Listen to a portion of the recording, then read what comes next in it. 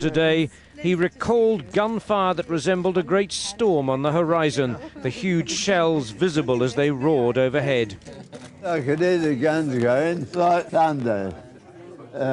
You know, in the distance there was a tremble, sort of.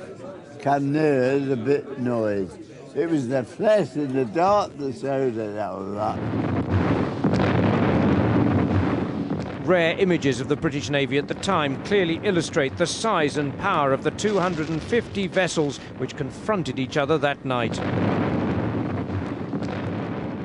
This exhibition aboard HMS Belfast in London recalls the destruction wrought by the great guns. More than 8,500 crewmen lost their lives. Most of their bodies were never found.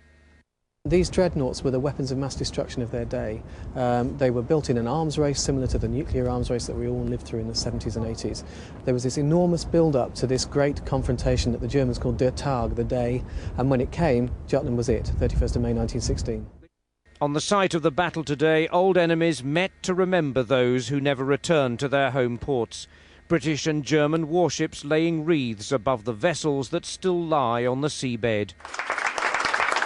For Henry Allingham, immortalised by the holographic portrait he unveiled on the Belfast this morning, Jutland is still as real as if it were yesterday.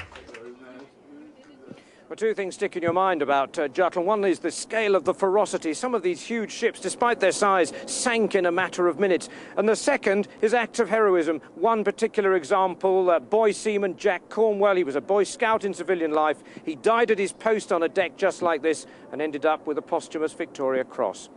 Back to you. Robert, thank you. Yeah, look, glorious there on HMS Belfast. I don't know whether... Is it finally getting warmer, Philip Avery? It is indeed, John. Yes, you're not imagining things. Things are...